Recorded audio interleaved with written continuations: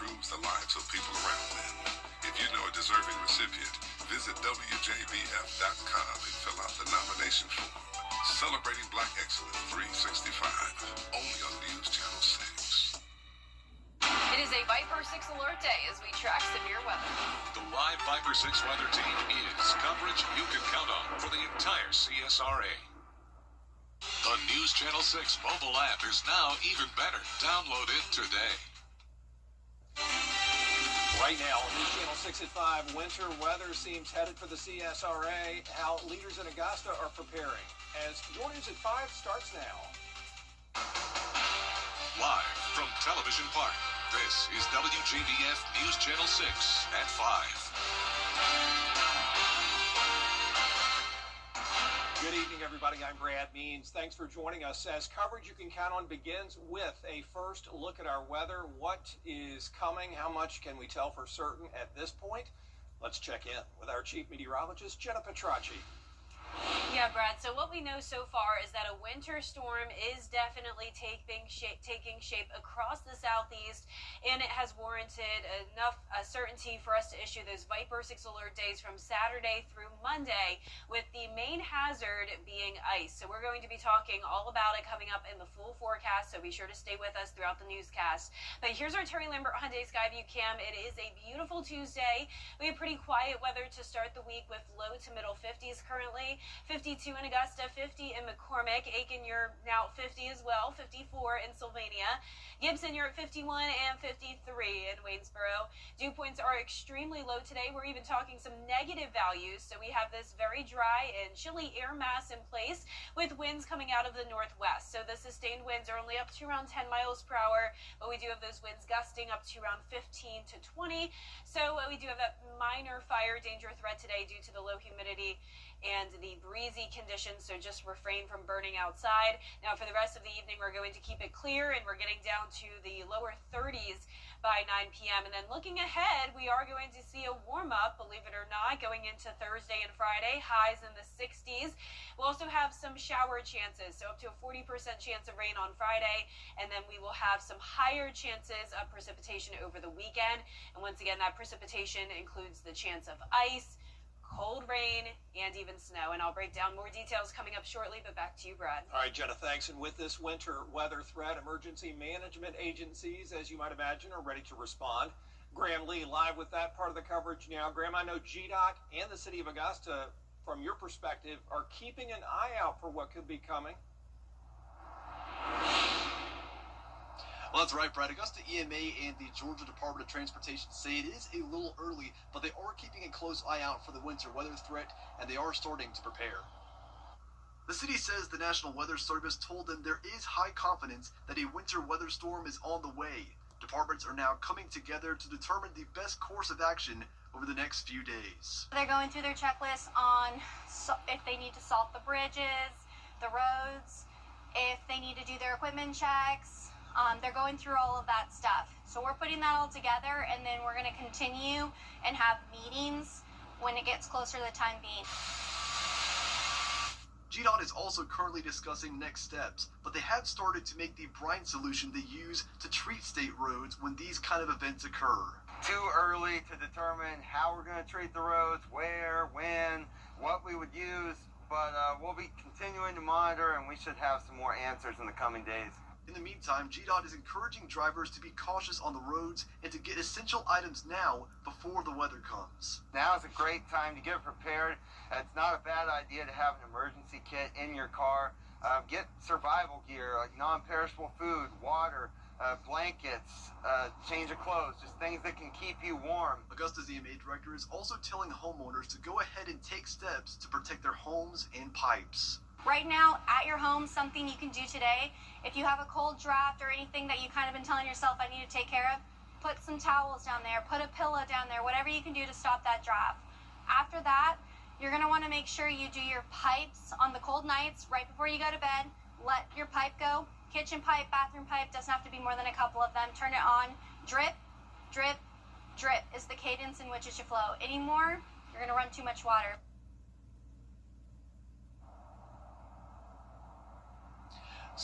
So the winter weather, of course, also sometimes causes power outages. That's why Keaton is also encouraging homeowners to go ahead and charge your devices and also get battery packs from the local store just in case that happens and to make sure that you have power if that does happen.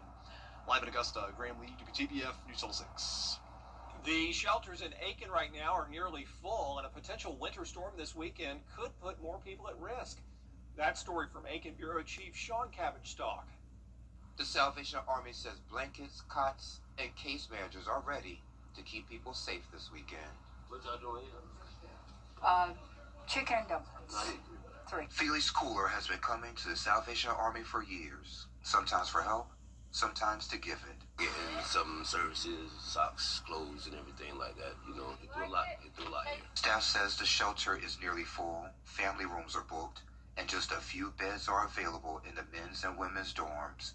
They also have 10 to 15 extra cots ready if needed.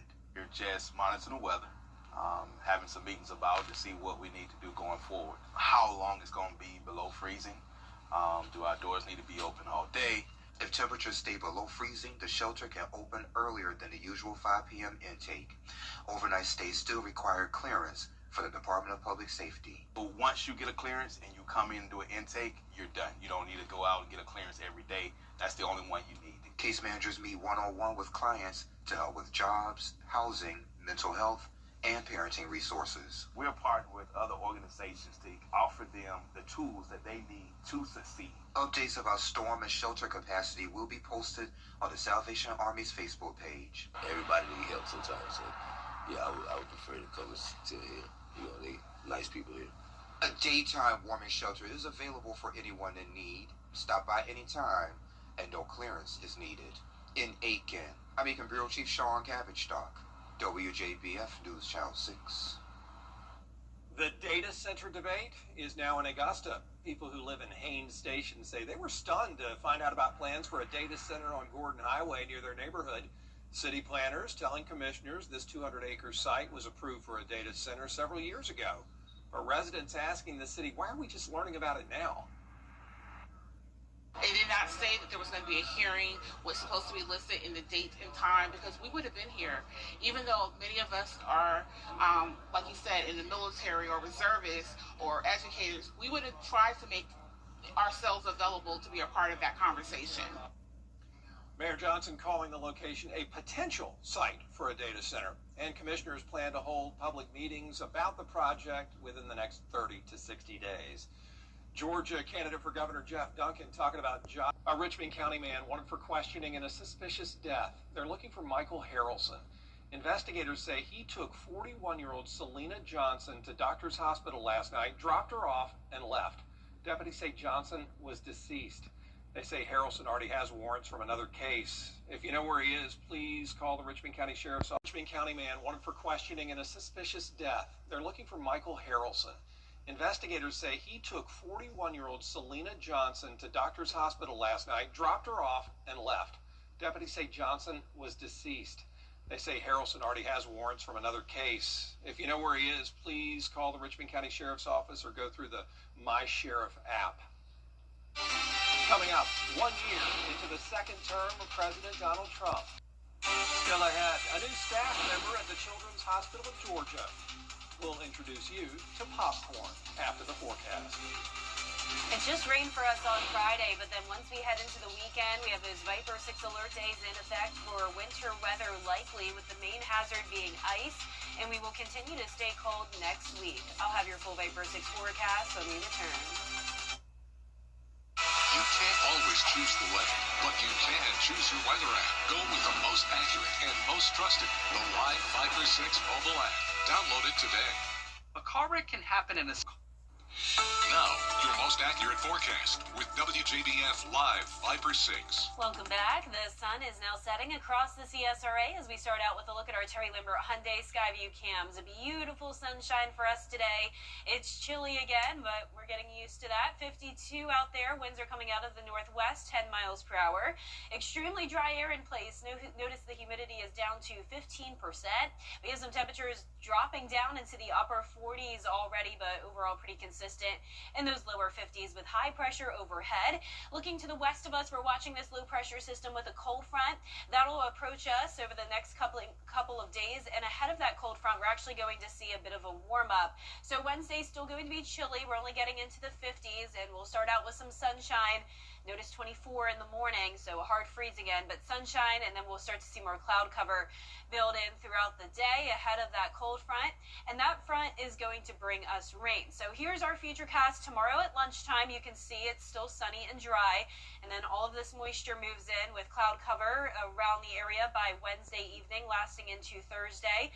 Cold front will bring a few light showers on Thursday, and it will linger in the area on Friday as well, so we'll have a slightly higher rain chance Friday morning. There's a look at 8 a.m., and then we're going to be watching a low-pressure system develop near Baja, Mexico, and then move across Texas, and then eventually slide across the Gulf Coast and then up the East Coast. So this is going to be a long-duration winter storm, and it does begin out towards Texas. So notice the blue and pink. That is winter weather, and it begins on Friday over there to the west of us and then approaches us by Saturday. So we have those Viper 6 alert days, Saturday, Sunday, and Monday for the high potential of ice. Notice that is the likely form of precipitation across the CSRA, but we still can't rule out snow, and we definitely still can't rule out just a cold rain, especially for our southern line counties. But we're definitely going to have this very strong Arctic high pressure in place, bringing in that cold air, and then that moisture will be overrunning it, and the moisture and the cold air combined will lead to a messy winter weather setup, not just here, but across the entire South.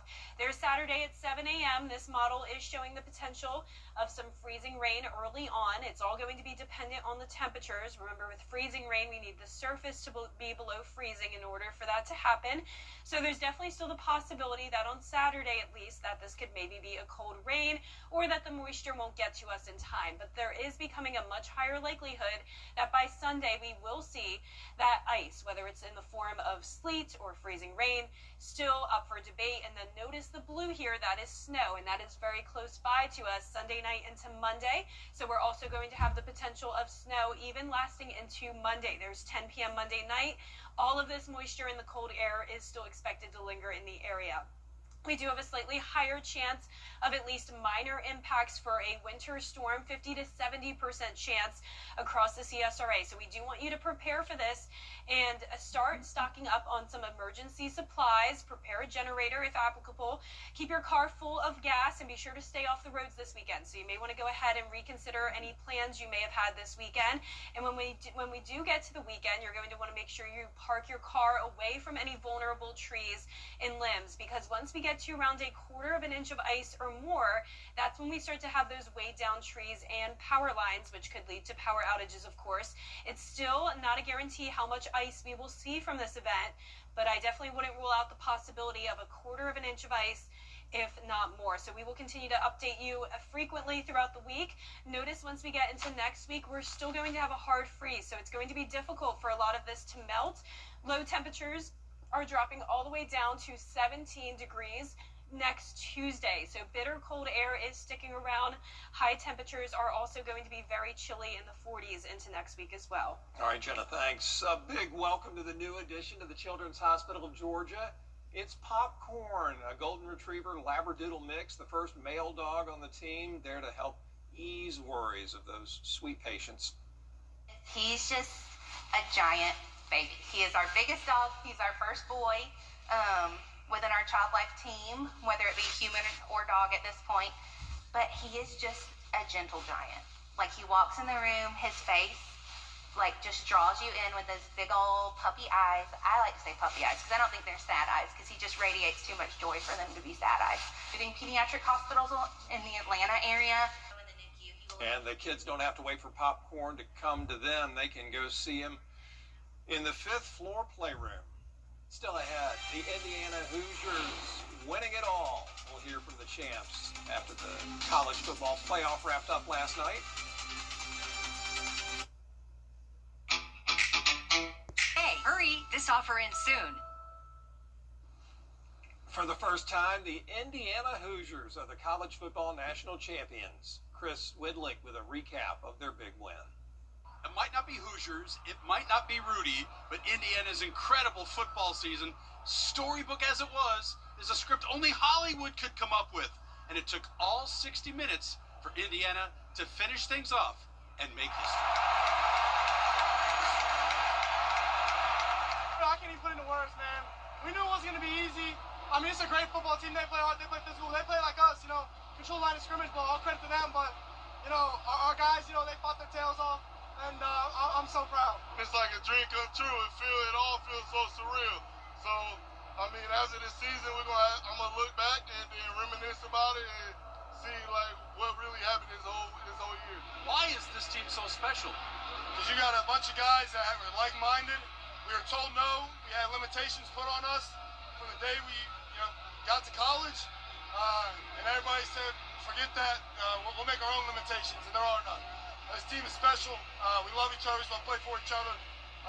And that's how you end it with a team like that. We have a team full of believers, a team full of guys that believe in one another and go out here every day and put our best on the line so that we can win games. And it showed up today, and I feel like if anybody had doubt, we were able to put it on tape that we shouldn't be doubted. Winning the first individual awards, I put that in quotation marks, was a foreshadowing to this. Yeah. It fueled us. It gave us that fire as we know, hey, we're starting to get respect. When you give us a little respect, don't let us run with it, because then we become national championships on January 19th. We're 16-0. 16. National champions at Indiana University, which I know a lot of people thought was never possible. It probably is one of the greatest sports stories of all time, but it's all because of these guys. 27-21, a score that will live in Indiana fans' minds forever. And how about the complimentary football? Mendoza had his great touchdown moment on 4th down. Special teams blocks a punt, scores a TD there, and defense ends with an interception. That is Curt Cignetti's complimentary football, and it ends in that historic 16-0 season and a national title. In Miami with the champion Hoosiers, I'm Chris Woodley. And that does it for us for this half hour. There is more coverage you can count on at 5:30, including President Trump going to Switzerland. Somebody texting and... The Live 5 for 6 Skyview Network, sponsored by Terry Lambert Hyundai. Live from Television Park, this is WJBF News Channel 6 at 5:30.